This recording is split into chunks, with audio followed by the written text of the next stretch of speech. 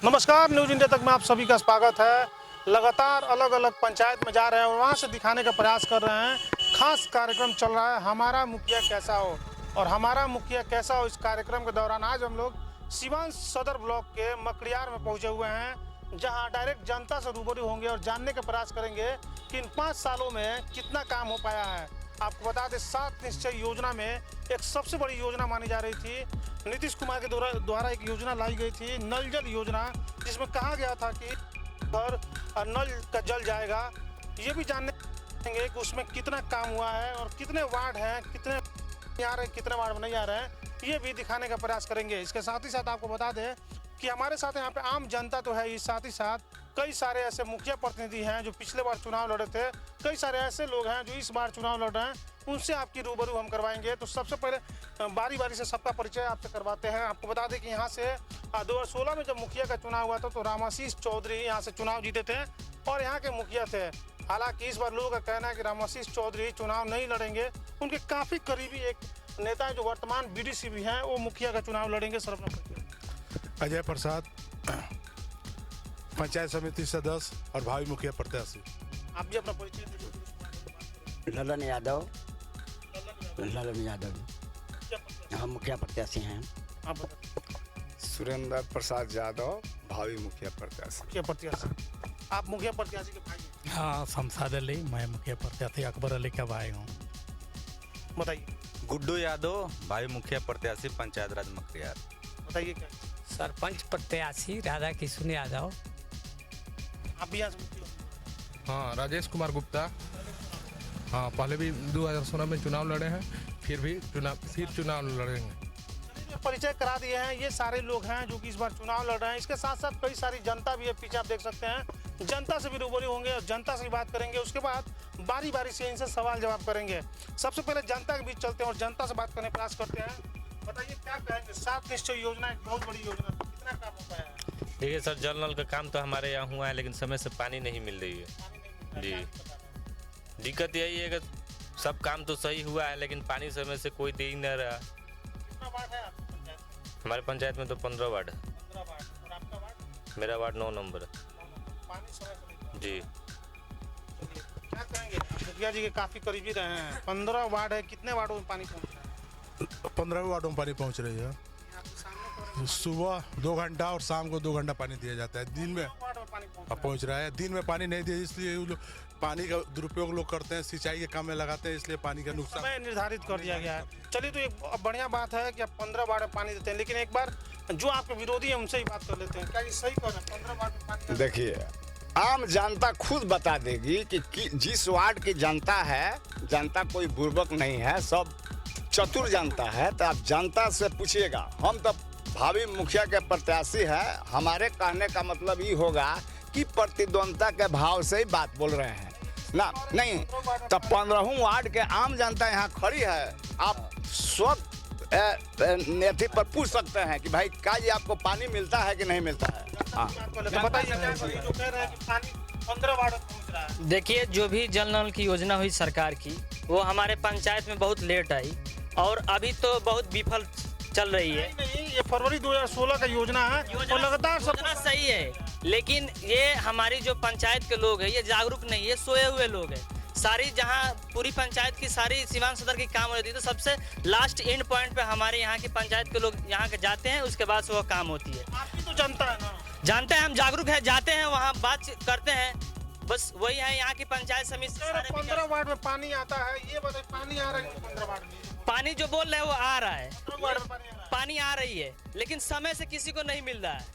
कहीं कहीं कहीं उनकी जो पाइप है वो लीकेज है, कभी रोड पे कहीं भर जाए, कभी गड्ढे में पानी भर जा रही है। लोगों से पूछ लेते हैं। चाचा, पानी मिल रहा है कि नहीं आप लोगों को? सर, हमारा तो पंचायत में अभी तो जल नल को टूटिए नहीं लगा है। कौन वार्ड है? 4 नंबर वार्ड है। 4 नंबर वार्ड में पानी नहीं मिल रहा है। ना सर, बोरिंग वगैरह लगा है कि नहीं? वो तो सब हो गया है सर। बोरिंग नहीं लगा है। बोरिंग नहीं लगा तो पानी बोरिंग हो गया है सर, ऐसे होता, वैसे कोई जरूरत।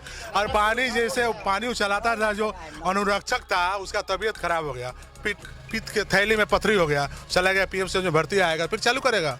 2-4 दिन से डिस्टर्ब है पानी वहाँ पर। युवा मुखिया उम्मीदवार यहाँ पे हमारे साथ हैं। गुड्डू जी क्या कुछ कहेंगे, इस बार चुनाव लड़ रहे हैं, किस सोच साथ जाता है जा रहा है। देखिए, ये पंचायत पहले से ही बहुत पिछड़ा पंचायत है, तो मैं यहाँ के तमाम युवाओं से यही आग्रह करूँगा कि जितना लेट और जितना बुढ़ापा वाली पंचायत है, एक नया उम्मीदवार जो है, मैं गुड्डू यादव नया उम्मीदवार हूँ मुखिया का, तो यहाँ नया उम्मीद के साथ आया हूँ और नया चुने जो हर काम में दौड़ के सब लोगों से आगे रहेगा। मैं इसी उम्मीद के साथ ये चुनाव लड़ रहा हूँ।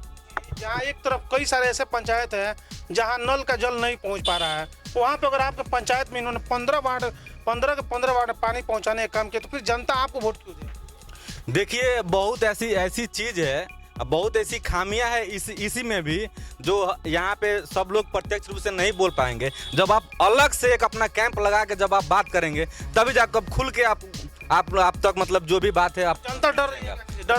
डरने की कोई बात नहीं है, लेकिन खुल के आदमी, चूंकि ये सामाजिक दृष्टिकोण से हर एक आदमी को यहीं पे रहना है, हर एक आदमी का, तो इसीलिए आप अलग से आप बात कीजिए, आपको पता चल जाएगा कितना सत्यता है इस बात में।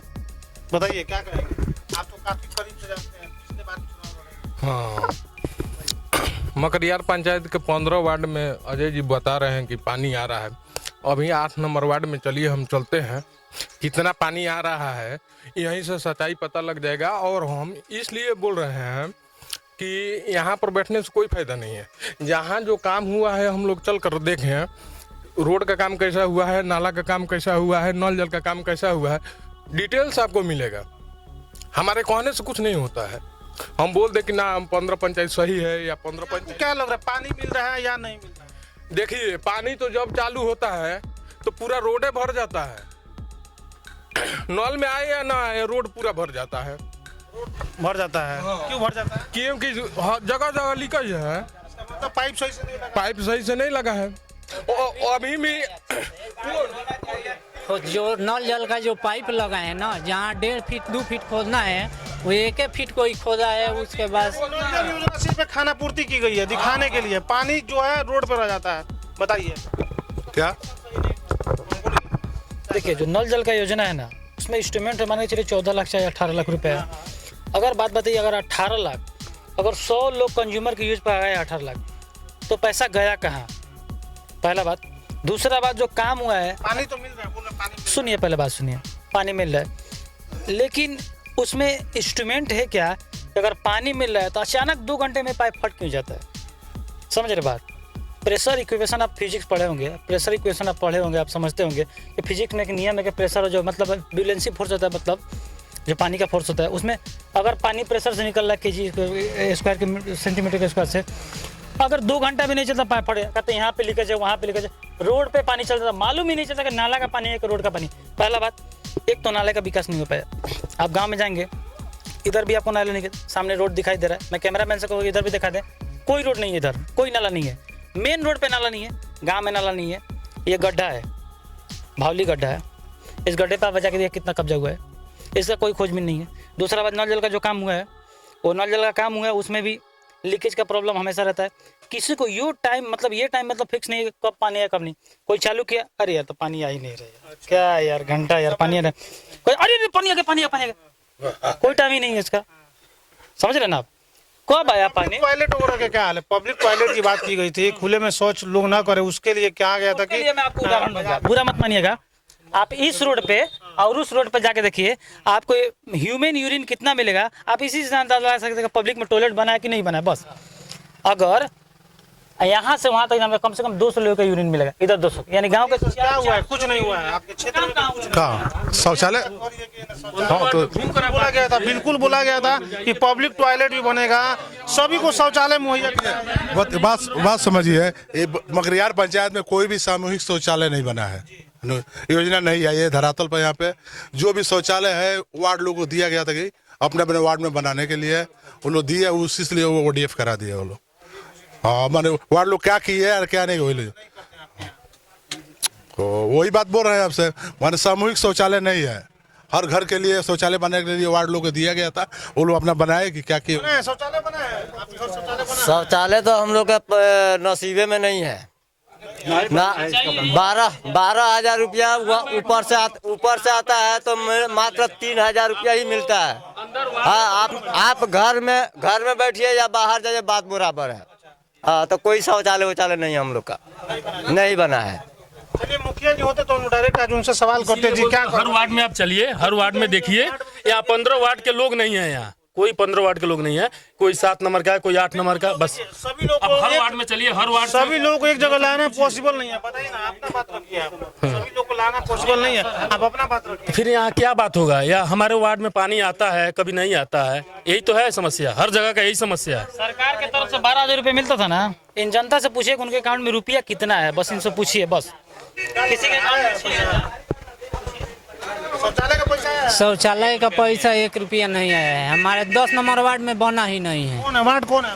राम विजय गुप्ता ना, यहाँ नहीं है 10 नंबर। तो वो बोलते हैं कि अभी स्कीम आया था, अब बंद हो गया है, स्कीम आएगा तो हम देंगे।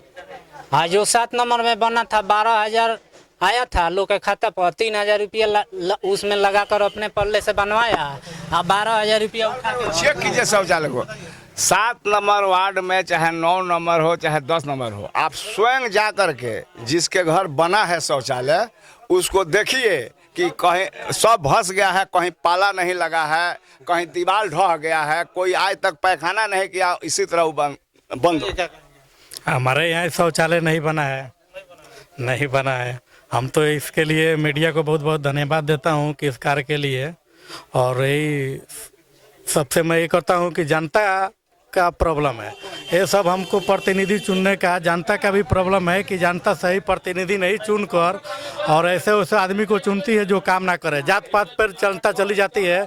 हम यही कहेंगे कि जात पात से हटकर आप विकास की ओर जाइए और विकास का वोट कीजिए। जो शिक्षित हो, हमसे अगर बेहतर है आदमी उसको वोट कीजिए, हम नहीं बोले हमको कीजिए, जो भी आप बेहतर आदमी को चुनिए और बेहतर आदमी को वोट कीजिए कि आपका। देखिए 7 निश्चय योजना जो नीतीश कुमार के द्वारा लाया गया था, इस बार 7 निश्चय योजना पार्ट 2 कर दिया गया है। पहले उसमें 7 कार्य होते थे, अभी 7 कार्य की जगह 15 कार्य होंगे। लेकिन जो 7 कार्य पहले होने थे, अगर सही मायने में देखा जाए तो भी 7 कार्य सही से मुकम्मल नहीं हुए हैं। नल जल के लिए पाइप बिछा है तो कहीं पाइप फट गया है, कहीं पानी आता है कहीं पानी नहीं आता है, पब्लिक टॉयलेट नहीं है, घर में शौचालय के लिए लोगों को वही स्थिति है, पैसा लोगों से मांगा जा रहा है, किसी को पैसा मिला है शौचालय का तो किसी का नहीं मिला। तो कहीं ना कहीं जो स्कीम धरातल पर उतरना चाहिए था वो धरातल पर नहीं है। अब हम यहाँ से जनता से जानने का प्रयास करेंगे कि एक मुखिया कैसा होना चाहिए, चूंकि हम लोग का कार्यक्रम है कि हमारा मुखिया, एक मुखिया कैसा होना चाहिए आपका? देखिए मुखिया कहने का मतलब है कि देखिए पहले बात, आप एक एग्जाम्पल के तौर पर लीजिए, मान लीजिए चचा है, इनका एज लगभग 75+ है। अगर हम 75+ की एज को कोई मुखिया बनाते हैं तो हो सकता है 2-3 साल का उनका डेथ हो जाए। फिजिकली समझिए चाहे बायोलॉजिकली समझिए, हो सकता है उनका डेथ हो जाए, चाहे कि मतलब प्राकृतिक नेचर तौर पर वो मतलब लास्ट एज में चल रहे। तो हमें चाहिए क्या, पहला बात, एक तो मतलब ऐसा एज का व्यक्ति हो जो 5 साल जीवित रहे, मतलब फिजिकली तौर पर चाहे बायोलॉजिकली तौर पर।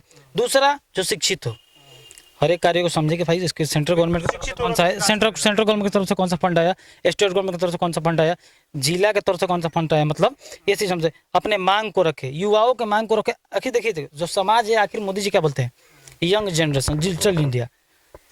जिस व्यक्ति को इंटरनेट की जानकारी नहीं है, जिस व्यक्ति को ये जानकारी नहीं है कि देश में क्या चल रहा है, जो व्यक्ति करंट अफेयर के बारे में नहीं जानता है, वो क्या समझेगा विकास क्या होगा? घंटा वो तो शुरू से ही नाच बजा देखा है कि कौन सा पार्टी का नाच आया है, वो तो सिर्फ नाच के बाजा का बात करेगा।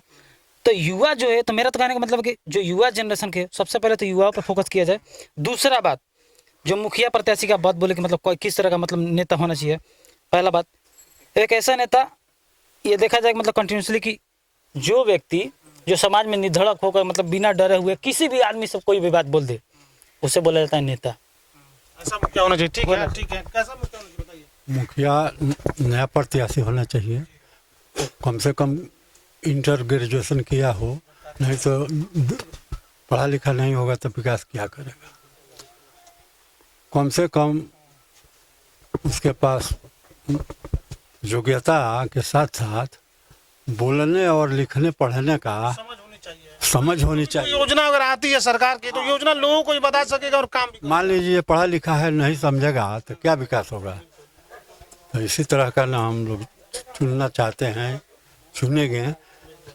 अब रह गया कि प्रत्याशी निपड़े सब खड़ा होगा तो उसी में से एक हम चुनेंगे। अब उसके विषय में हमको सोचने का क्या मौका मिलेगा। क्या लग रहा है, कैसा होना चाहिए मुखिया? यंग मुखिया चाहिए हमको। हाँ। चाचा क्या लग रहा है, कैसा मुखिया होना चाहिए? हम नहीं बता पाए। अच्छा, वर्तमान में उप मुखिया है। है तो कोनो बात ना, देखिए खून में ताकत होता है, गलत बात ना। अगर आप प्रधानमंत्री जे हुआ वो 50 के बाद उनका के प्रधानमंत्री बनावल जाओ, गलत बात कहीं तो बोली। विधायक बनावल जाओ 50 के कि विधायक रही, गलत बात ना।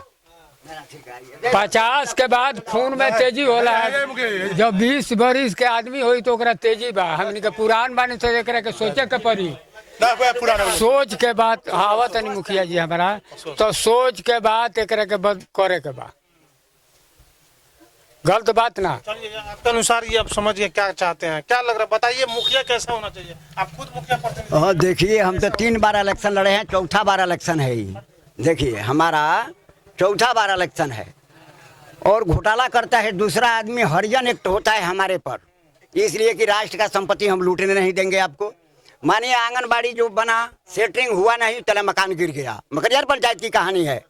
इधर सोना नदी से जाइएगा, 2 साल हुआ, पीपा पुल बना, जबकि ठेकेदार की गारंटी है 5 साल की। अभी अचानक गाड़ी लेकर जाइएगा ना, गाड़ी पलटी हो जाएगी। पूछिए सारा जनता से, बात सही है या नहीं। तो आप 4 बार चुनाव लड़े, आवाज उठाते हैं? हाँ आवाज क्यों नहीं? अरे कोई बार पूछिए सब आदमी से, केस कैसे हुआ हमारे ऊपर। जब आपने सेटिंग करा लिया, सेटिंग खुलवा दिया, ढलाई नहीं हुआ, हमने केस किया डीएम क्या से, फिर ढलाई हुआ तो हरजन एक्ट हुआ, तब ना हुआ हरजन एक्ट। बोलिए, उल्टा फंसाने का काम किया जाता है। हाँ, वही ना ये है। चीज है। चलिए, क्या लग रहा है मुखिया कैसा होना चाहिए आपके हिसाब से? मुखिया शिक्षित होना चाहिए, पढ़ा लिखा होना चाहिए और जो जनता के बीच हमेशा रहे वो वैसा चाहिए। हमारे सही समय पर बुलाने पर आए, जनता के बीच में रहे, जनता का बात सुने। शिक्षित होना चाहिए और जो भी सरकार की योजना है उसको धरातल पर लाए, पंचायत के लोगों को जागरूक करे कि हाँ ये योजनाएं उसकी आती है। और भ्रष्टाचार से मुक्त हो हमारा पंचायत। यहाँ भ्रष्टाचारी बहुत चरम सीमा पर चलती है। जब तक कोई आपको बता दें, समझने वाली बात है, इस समय हम लोग मकड़ियार पंचायत पहुंचे हैं। साफ तौर पे जब लोगों से पूछ रहे हैं हमारा मुखिया कैसा होना चाहिए, तो लोगों का साफ तौर पे कहना है कि मुखिया शिक्षित होना चाहिए और होना भी यही चाहिए, क्योंकि शिक्षित मुखिया रहेगा और बातचीत करने में माहिर होगा तो ही जो भी योजना आ रहा है उस योजना के बारे में सही से जानकारी लोगों तक पहुंचा पाएगा और उस पर कार्य भी हो पाएंगे। और इसके साथ साथ उन लोगों को भी चाहिए जो विरोधी हैं, जो चुनाव लड़ रहे हैं, वो चुनाव हार के भी कम से कम जनता के बीच रहें और ध्यान रखें कौन कौन सा योजना आ रहा है और किस किस योजना पे काम हो रहा है। कई सारे पंचायत में पहुंचेंगे और अलग अलग पंचायत से दिखाने का प्रयास करेंगे कि हमारा मुखिया कैसा हो। तब तक बने रहिए हमारे साथ।